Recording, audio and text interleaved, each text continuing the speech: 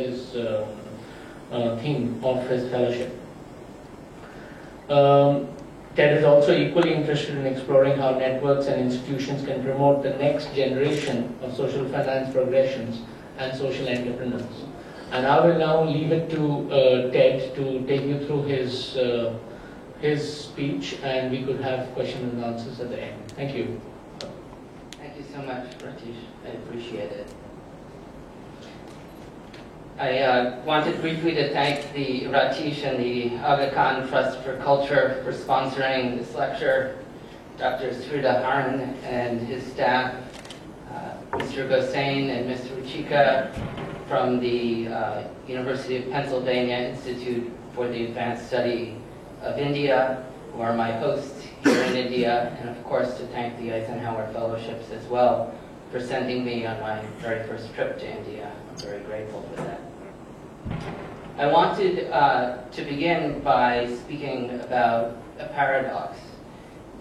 You always hear that the secret to a successful business is to identify a pain that a customer is having, and then to address and solve that pain, and then the money will flow. And this is interesting. Here are photos of 4 products that I can buy in the US, get delivered to my door the next day for very few dollars. It's a banana saver, a banana guard, a bento banana, and a banana keeper. 4 different competing products, all made to address the pain that consumers experience of bananas that turn brown too quickly.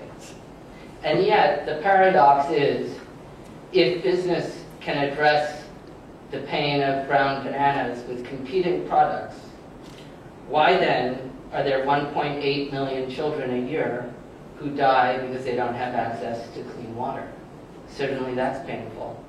And not only do children die, but 443 million days of schooling are lost because of lack of access to clean water.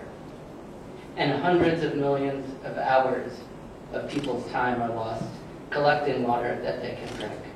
So there is clearly a paradox that business addresses pain, and yet some of the most painful things in our world remain unaddressed.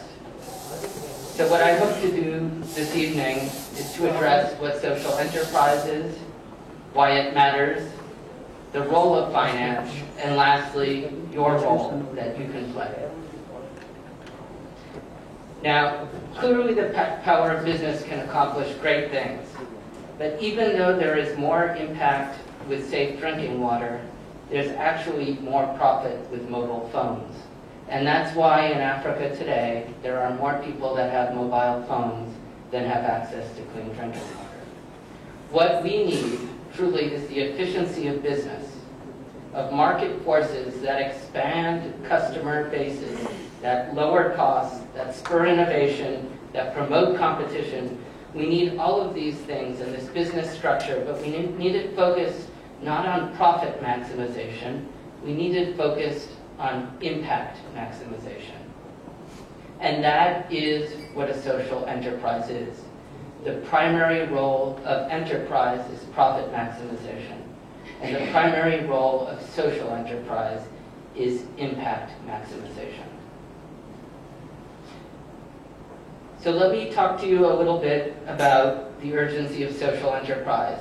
And I've elected not to share with you any more statistics than the ones I have regarding water, because I think that that tends to dehumanize the issues that we're dealing with. And to take individuals and to distill them down to numbers, I don't think does justice. What I do want you to know is that social enterprise is urgent, and it is not exclusively to address issues of poverty. Think about all the old people that we have in the world today and the many more that we will have in the future. Social enterprise needs to address issues of aging. How will we reduce our impact on the environment as more and more people own cars and eat meat?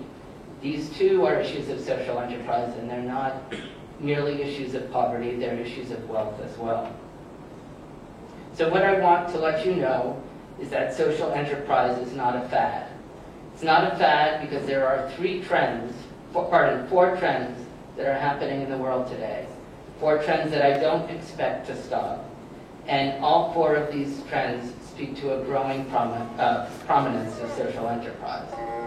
So these 4 are the rise and dispersion of wealth on a scale that we have never experienced.